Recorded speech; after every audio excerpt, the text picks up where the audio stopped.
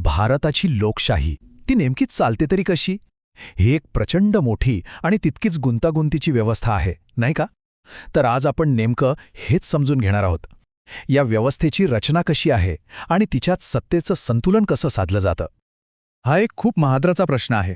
कारण बघा, जगातल्या सगळ्यात मोठ्या लोकशाहीमध्ये सत्ता ही कुठल्या एका व्यक्तीच्या किंवा संस्थेच्या हातात नाहीये, ती विभागलेली आहे.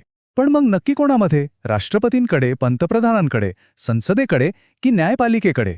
चला, याच प्रश्नाचं उत्तर शोधूया. आपला आजचा हा प्रवास या 5 मुख्य टप्प्यांमधून जाणार आहे. सगळ्यात आधी सत्तेची मूळ रचना कशी आहे ते पाहू. मग संसदीय इंजिन म्हणजे खरं पॉवर हाऊस कोण आहे ते बघू. त्यानंतर राज्यपालांची दुहेरी भूमिका, मग संसद आणि न्यायपालिकेतलं संतुलन आणि शेवटी सतत बदलणाऱ्या आपल्या संविधानाबद्दल बोलूया. चला तर सुरू करूया पहिल्या टप्प्यापासून, सत्तेची मूळ रचना.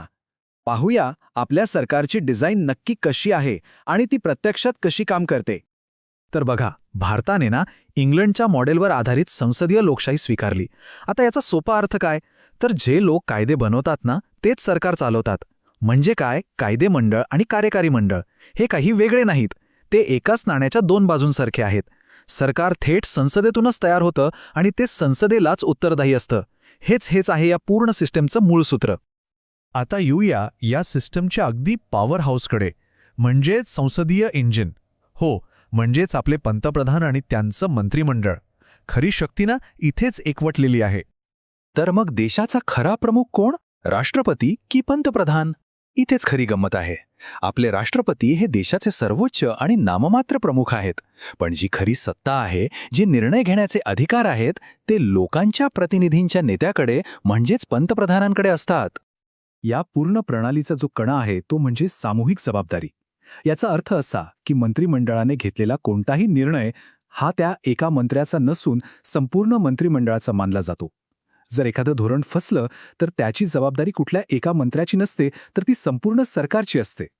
आणि ही जी कल्पना आहे ती या एका वाक्यात अगदी परफेक्ट बसते. एकत्र बुडू किंवा एकत्र तरू. म्हणजे कसं? सरकार एका टीमसारखं काम करतं. जिंकले तर सगळेच आणि हरले तरी सगळेच. कोणीही आपली जबाबदारी झटकून टाकू शकत नाही. आणि या टीमचा कॅप्टन कोण असतो? पंतप्रधान. इतिहास बघितला तर हे अनेकदा सिद्ध झालंय की पंतप्रधानच मंत्रिमंडळाचे निर्माते, संरक्षक आणि संहारक असतात. कोणाला मंत्री करायचं, कोणाला पदावरून काढायचं, हे सगळे अधिकार पंतप्रधानांच्या हातात असतात. आणि म्हणूनच पंतप्रधानांचं पद इतकं शक्तिशाली मानलं जातं. बरं, केंद्रातून आता थोडं राज्यांकडे वळूया आणि पाहूया राज्यपालांची दुहेरी आणि तितकीच गुंतागुंतीची भूमिका. राज्यपाल म्हणजे केंद्र आणि राज्यांना जोडणारा एक महत्त्वाचा दुवा. राज्यात सरकारचे प्रमुख मुख्यमंत्री असले तरी राज्यपाल हे राज्याचे घटनात्मक प्रमुख असतात. त्यांची नियुक्ती राष्ट्रपती करतात, म्हणजे एक प्रकारे ते केंद्राचे प्रतिनिधी असतात. यामुळे त्यांची भूमिका थेट अधिकार गाजवण्यापेक्षा जास्त करून प्रभावाची आणि मार्गदर्शनाची असते.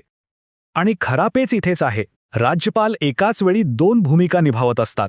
एकीकडे ते राष्ट्रपतींचे प्रतिनिधी म्हणून केंद्राच्या निर्देशांप्रमाणे काम करतात, तर दुसरीकडे त्यांना राज्याच्या मंत्रिमंडळाच्या सल्ल्याने कारभार करावा लागतो.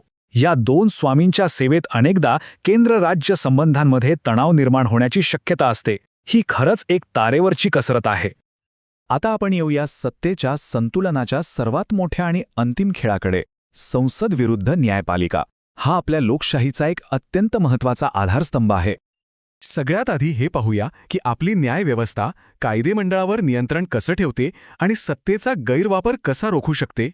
न्यायपालिकेकडे 3 खूप मोठी शस्त्र आहेत. पहिलं आणि सर्वात महत्त्वाचं म्हणजे न्यायिक पुनरावलोकन. या अधिकारानुसार संसदेने बनवलेला कुठलाही कायदा जर संविधानाच्या चौकटीत बसत नसेल तर सर्वोच्च न्यायालय तो कायदा रद्द करू शकतं. दुसरं, राष्ट्रपतींचे माफीचे अधिकार, जे न्यायालयीन चुका सुधारण्याची एक संधी देतात. आणि तिसरं, केंद्र आणि राज्यांमध्ये वाद निर्माण झाल्यास ते मिटवण्याचा सर्वोच्च न्यायालयाचा अधिकार. पण मग संसदेचं काय?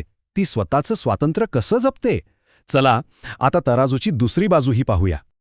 संसदेकडेही स्वतःच्या संरक्षणासाठी काही अधिकार आहेत. जसं की न्यायाधीशांच्या वर्तनावर संसदेमध्ये चर्चा करता येत नाही. न्यायालयांना संसदेच्या कामकाजात थेट चौकशी करण्याची परवानगी नाही.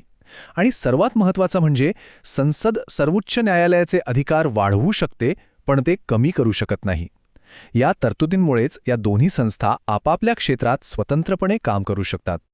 आणि या सगळ्या रचनेचा पाया काय आहे?